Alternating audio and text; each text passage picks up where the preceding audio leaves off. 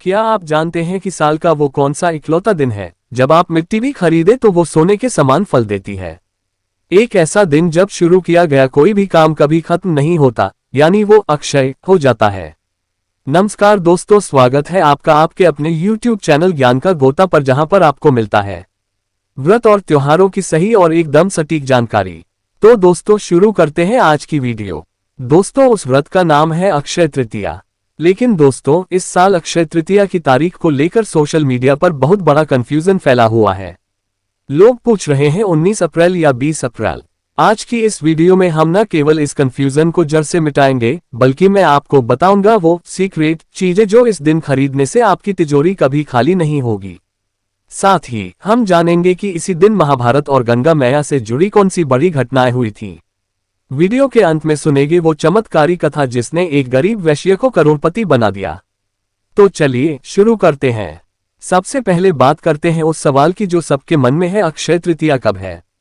देखिए, वैशाख शुक्ल पक्ष की तृतीया तिथि 19 अप्रैल 2026 रविवार को सुबह 10:49 पर शुरू हो रही है और यह 20 अप्रैल को सुबह 7:27 तक रहेगी।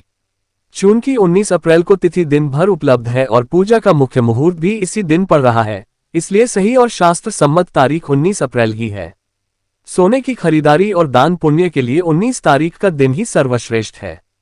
नोट कर लीजिए, पूजा का सबसे शुभ समय सुबह 10:49 से दोपहर 12:20 तक है। अक्षय तृतीया सिर्फ खरीदारी का दिन नहीं है, इसका इतिहास बहुत गहरा है। शास्त्रों के अनुसार इस दिन कई महान घटनाएं हुई थीं। माना जाता है कि इसी दिन से त्रेता युग का आरंभ हुआ था। इसी दिन भागीरथ की तपस्या से प्रसन्न होकर मां गंगा धरती पर आई थी। महर्षि वेदव्यास ने महाभारत लिखना शुरू किया था और गणेश जी उनके लेखक बने थे। भगवान कृष्ण ने वनवास के दौरान द्रौपदी को अक्षय पात्र दिया था, जिससे कभी भोजन समाप्त नहीं होता था। भगवान विष्णु के छठे अवतार भगवान परशुराम का जन्म भी इसी पावन दिन हुआ था।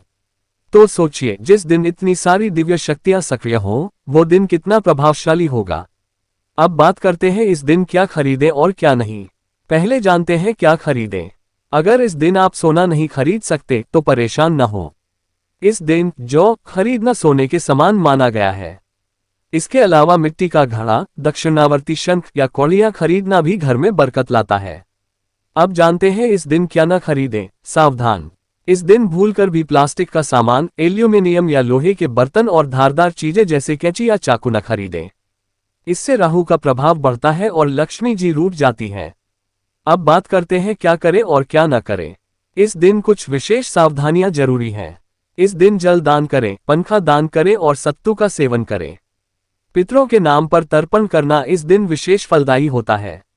इस दिन न करें। इस दिन किसी से उधार न लें और न ही किसी को कर्ज दें। साथ ही घर के मुख्य द्वार पर अंधेरा न रखें और किसी का अपमान न करें। अब आपको बताते हैं अक्षय तृतीया की पौराणिक कथा। प्राचीन काल में धर्मदास नाम का एक अत्यंत गरीब वैश्य था। वह बहुत व्याकुल रहता था, लेकिन उसका मन पूजा पाठ में खूब लगता था। एक बार उसने अक्षय तृतीया का महत्व सुना। भारी गरीबी के बावजूद उसने उस दिन सुबह जल्दी उठकर स्नान किया और श्रद्धापूर्वक जल से भरे घड़े, सत्तू और गुड़ का दान किया। उसके घर वालों ने उससे मना किया कि हम खुद गरीब हैं, इतना दान क्यों कर रहे हो। लेकिन धर्मदास विचलित नहीं हुआ। इसी दान के प्रभाव से अगले जन्म में वह कुशावती का राजा बना। उसका वैभव इतना बड़ा कि स्वयं देवता भी उससे ईर्ष्या करने लगे। ये कथा हमें सिखाती है कि अक्षय तृतीया पर किया गया छोटा सा दान भी जन्म जन्मांतर तक अक्षय फल देता है। तो दोस्तों, आप इस 19 अप्रैल को क्या दान करने वाले हैं, कमेंट्स में जरूर बताएं। अगर आप चाहते हैं कि मां लक्ष्मी की कृपा आप पर बनी रहे तो कमेंट में जय मां लक्ष्मी लिखना न भूलें। वीडियो को लाइक करें और अपने चाहने वालों के साथ इसे शेयर जरूर करें। आप सभी को अक्षय तृतीया की हार्दिक शुभकामनाएं। जय श्री कृष्ण।